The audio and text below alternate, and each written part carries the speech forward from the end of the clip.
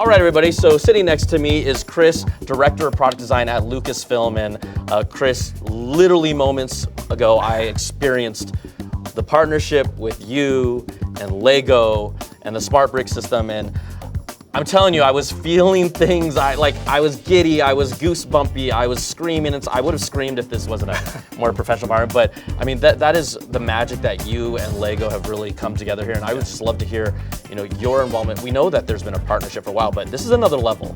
Yeah. Just love to hear how this came together and how long this has been in development, really. Absolutely. Well, from our side, we came in, it was probably about 3 years ago. And first, I've got to say, screaming is perfectly allowed. That's totally fine. That's what we love to see, is the excitement. And we saw the potential of this right from the get-go when we sat down with Lego. As you know, we had a great relationship with Lego over the years. It was '98 that we started. I've been lucky enough to be at Lucasfilm for that time, so I've seen that relationship grow, and we've had great innovations with product. I mean, one of the things about that partnership is these two companies coming together. Both are great innovators, great storytellers, and really what we at Lucasfilm are about are extending the story through product. So when we sat down and saw what they were talking about and this incredible new technology with the Smart Brick, we were very excited. There may have been some screams of delight on our end as well. There might have been. But what we love about this is hopefully what you saw of it too, the way you can extend play and story and imagination with this. We've had innovation in builds and complexities and all that, and really expanded in an amazing way what we do with Lego Star Wars. But this is next level. This is really changing and innovating how you experience Lego Star Wars. So that's what we're most excited about. I even, just as being someone who does have more than a few Lego sets, just imagine there's been times where you guys have created the ultimate collector's edition.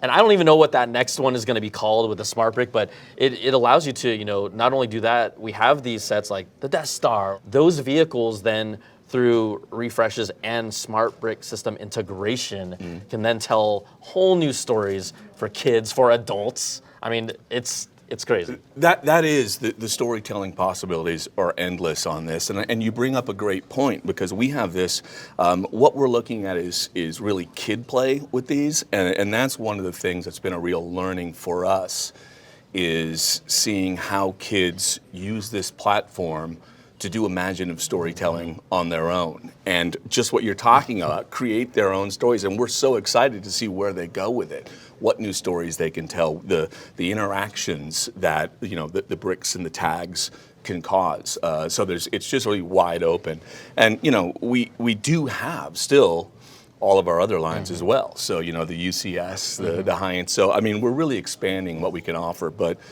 this is really an innovation for kids that we love so much. I think, whether people, I've been around technology and digital products for a while, and I'm at the point where it's like, hey, I need a detox sometime. I think what's genius about this does not remove these new generations have to look at a screen to interact, right? This is tech. This is high tech, but not trying to take you away from what the pure experience of what Lego has always been. And that's what I feel like is a genius part of this. Like, you almost think every time someone tries to update or refresh or add new technology, there's like a display or an app element. This is not it. Yeah, 100%. And that was a big part of what we were looking at in the design process. Even though we're bringing this incredible innovation and technology and play to it, it still has to be a great standalone Lego Star Wars set.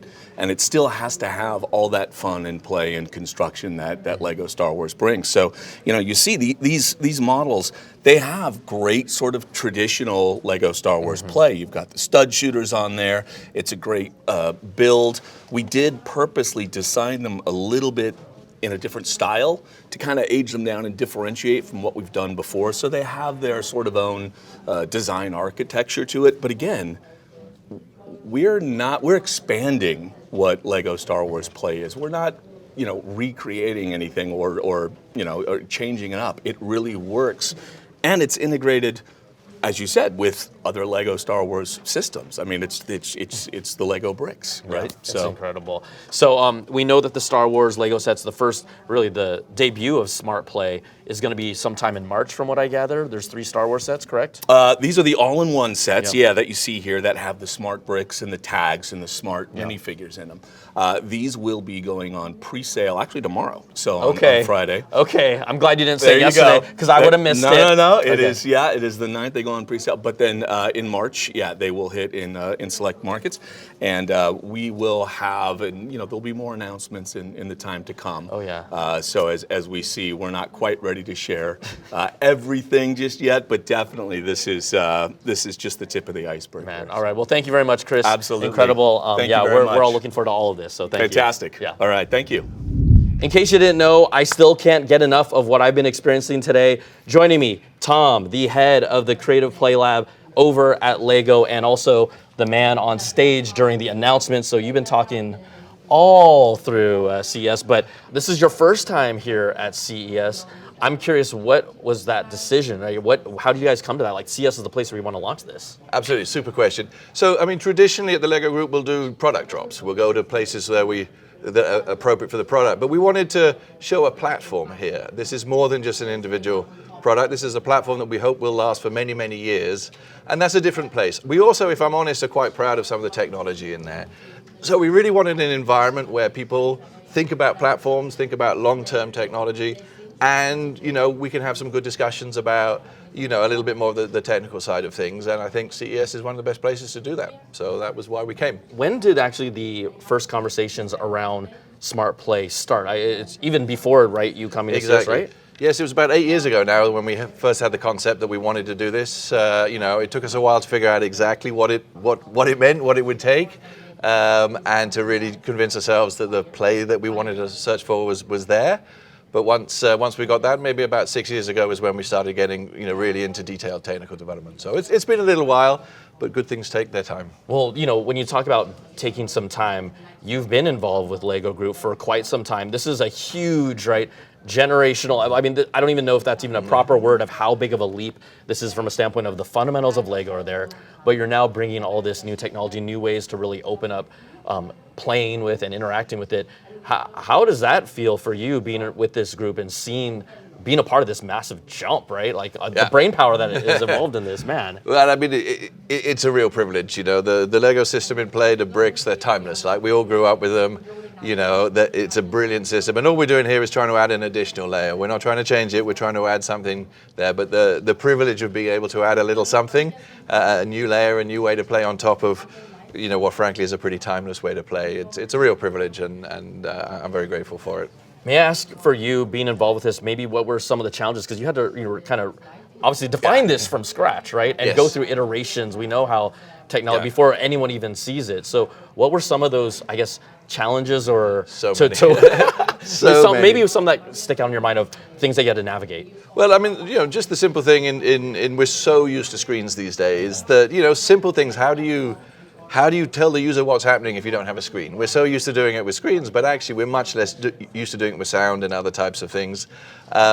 We don't have a power button or a switch on there.